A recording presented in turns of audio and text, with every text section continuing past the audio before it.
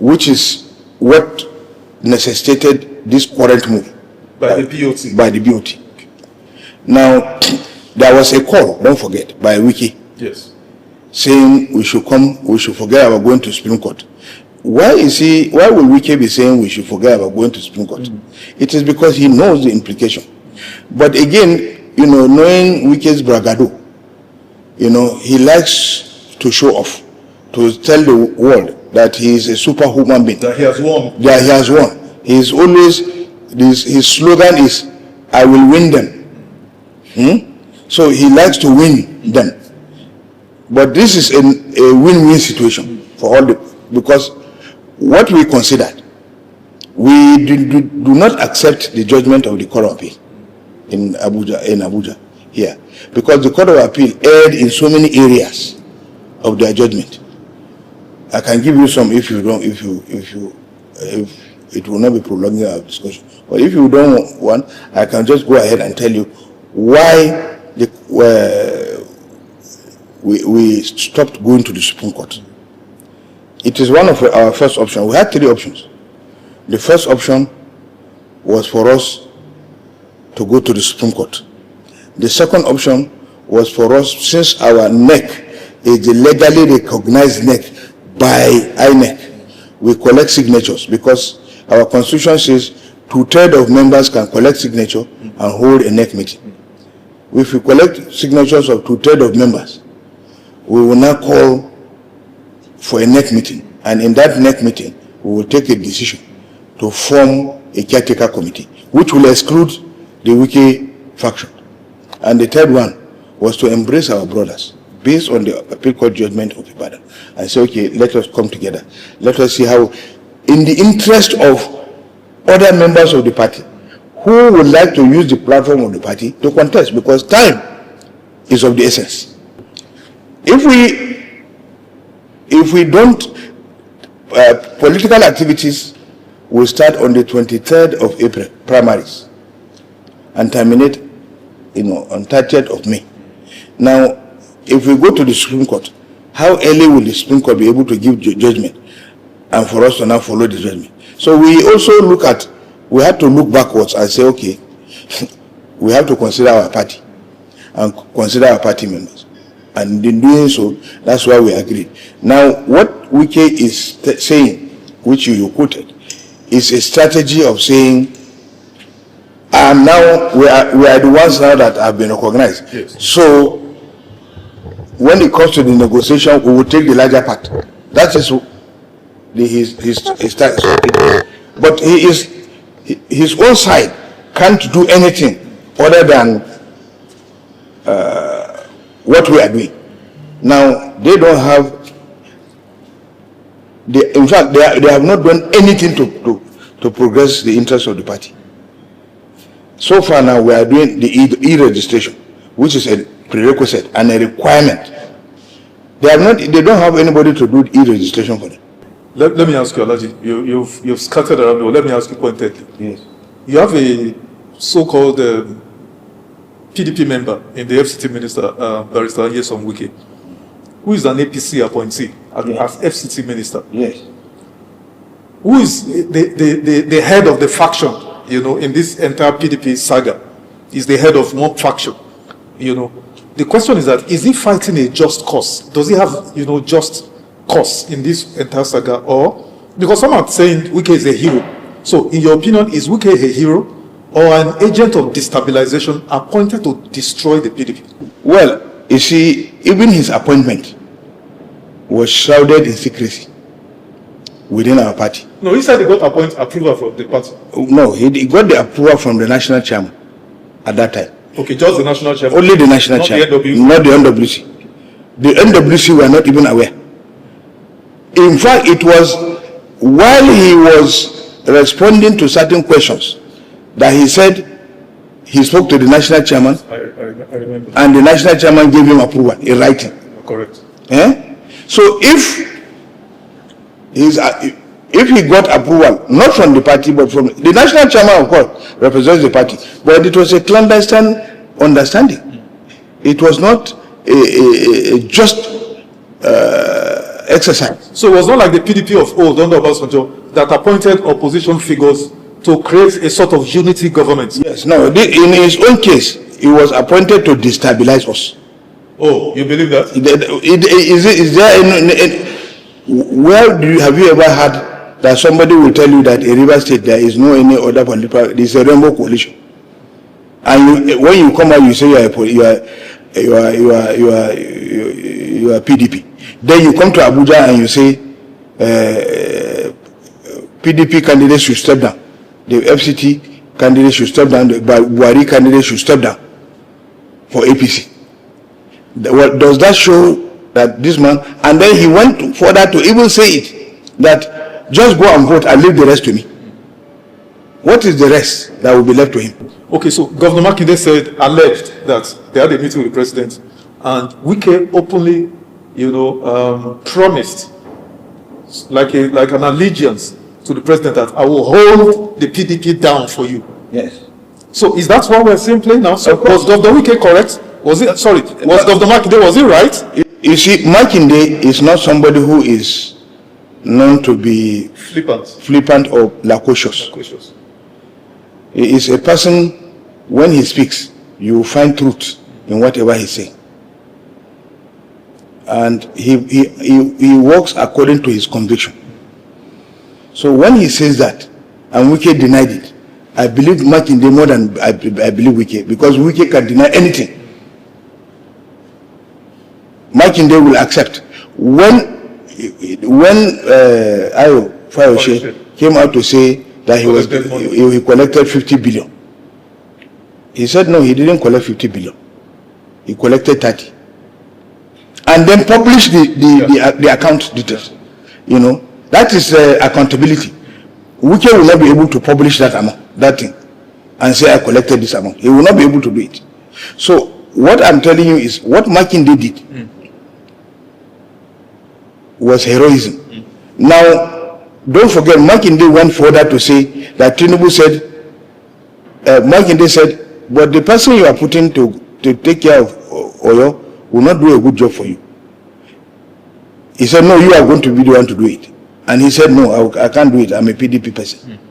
Now, that is to tell you that Tinubu had agreed, even though he said it was not Tinubu who made the suggestion, but tacitly, Tinubu has agreed with what Wike said. And that's why what is playing now. Why Wike is getting the presidential support. Anywhere we go, he boasts that he has won. Wike on his own accord can't do anything. Let's nail this coffin finally on this Wike Makinde on this issue. The genesis of this, the entire problem, in fact, of the PDP, in my thinking, correct me if I'm wrong, is the G5 that massively undermined the presidential campaigns of the PDP in 2023 elections. Yes. Was it a grave miscalculation on the part of Seyi Makinde? Because I doubt if he would ever recover from that perception of, working together with an individual of the kind of Wike. Yes.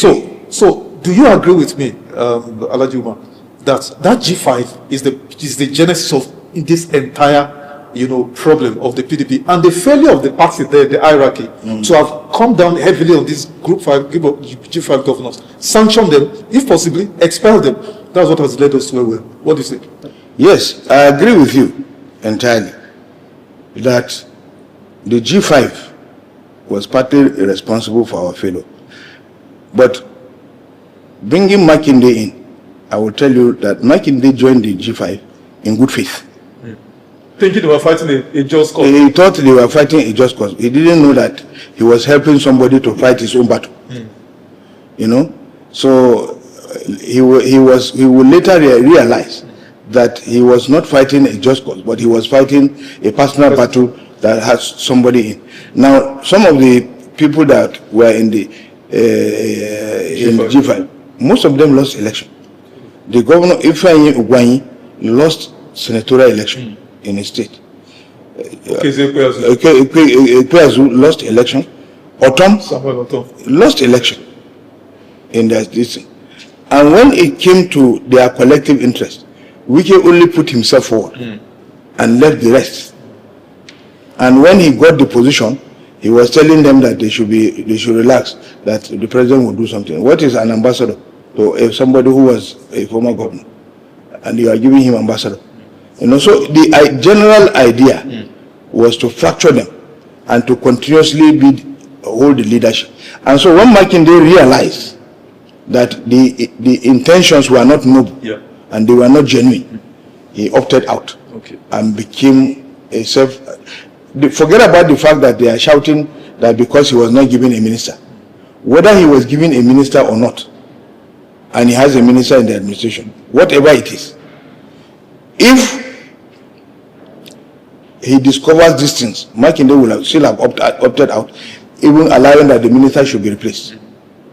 You know, so it is not about any minister or something.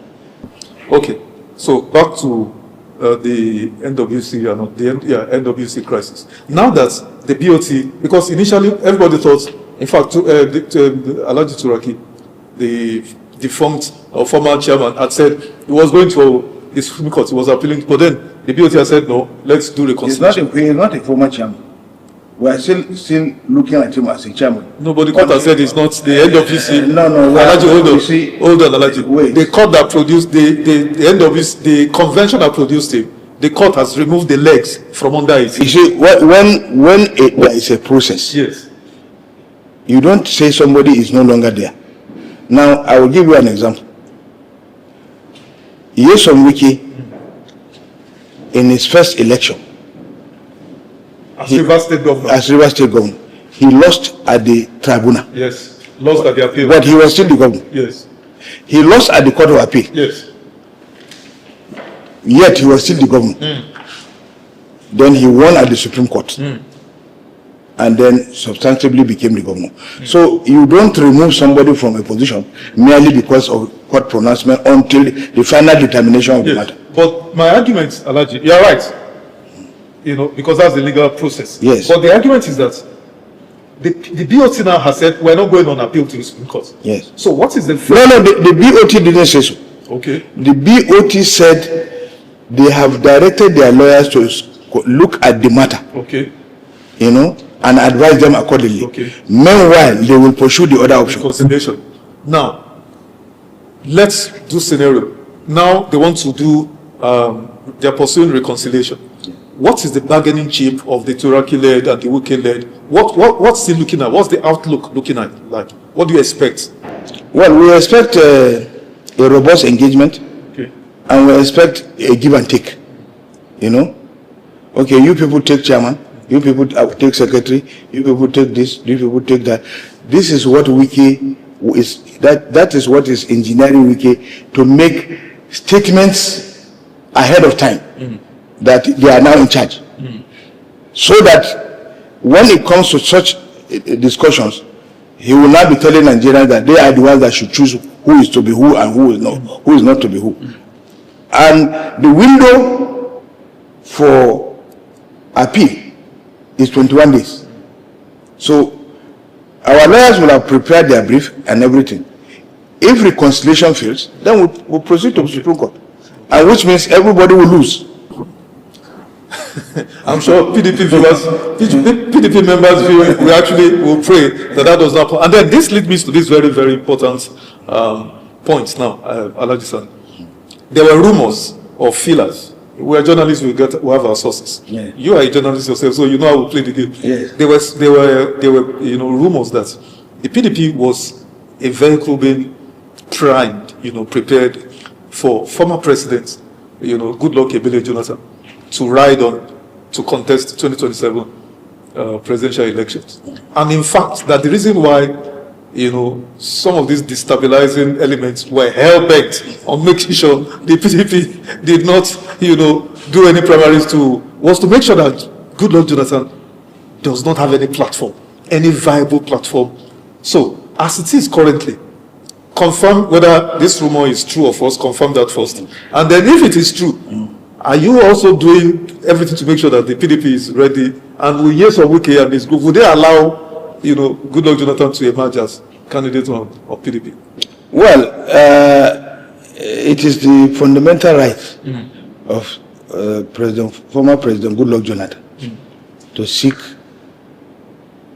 to become president again because he has another 4-year term. Personally, I believe his candidature will assist resolve the crisis within the polity, because he is from the south, and if PDP gets it, he knows we don't even have to negotiate with him as to whether after he say no, it must go back to the north. It's just a direct reflection of the truth, because immediately he finishes his 4 years term, the thing will just automatically go back to the north. So he is a prime candidate for that position. Northerners are rooting for him, they like him, but the issue is whether anybody is priming him for that. You know, this current, the Turaki-led NWC is very much, has always been saying it is a rebirth. There will no longer be impunity or imposition. Imposition. Yeah, so there will be primaries. Yeah. And if there are primaries and Jonathan loses, he has to give way to the winner. So it is not something that they may have their individual choices. We are all human beings. But if you have your individual choice, it doesn't say that, you know, based on individual choice, you must, you know, impose somebody. Then we are now going back to what we have said we were not going to do. So the issue that Goodluck Jonathan is being primed for that position is not true. Okay. It is not correct. It is merely the conjunctures of, if you remember at some point, anytime he speaks or the APC was always attacking him, believing that he was coming out to contest. And of course, this is what Wike is trying to do, to stop anybody from contesting. And he may not achieve his aim, because there is still time. It is not about the lengthness of time. It is when people know you. If Jonathan is our candidate, people know him. He doesn't have to go and reintroduce himself to the society. So there's nothing. Now, knowing Wike's role, I mean, pretty much from what we have said, we've agreed that he's been, you know, he's playing a destabilizing role in the PDP. Now, does that not already tell the BOT members of the PDP that seeking reconciliation with this, you know, faction, the Wike faction, is a dead end already? What do you think? Well, we are not the first people to the BOT is very considerate. The BOT is not looking at killing the PDP. Because we cannot go into 2027 election without candidates. Whereas we have so many candidates that can win governorship elections in certain states. And that is what Wike is trying to stop, so that we don't stage the apple cart. So in doing so, we need the PDP to be intact. And we need the PDP, you know, to operate as a team. Now, he himself, he has two very important challenges that is making him to come out to do this thing. Which are? One, he wants Senator Anyanwu to contest under the PDP the governorship of Imo State, which is an off-cycle election, which comes up next year in November. Also, he has clearly stated that he does not want Fubara to go back. And Fubara has already a platform of APC. And he does not believe that Fubara will be jettisoned and will not be allowed to go for second term. And he doesn't want him to go for second term. So he needs a platform that is as strong as the APC in his own state to be able to dislodge Fubara. So he has also his personal reasons. His interest, why he's doing it. He's not doing it because he loves the party. Yeah. He does not love the party.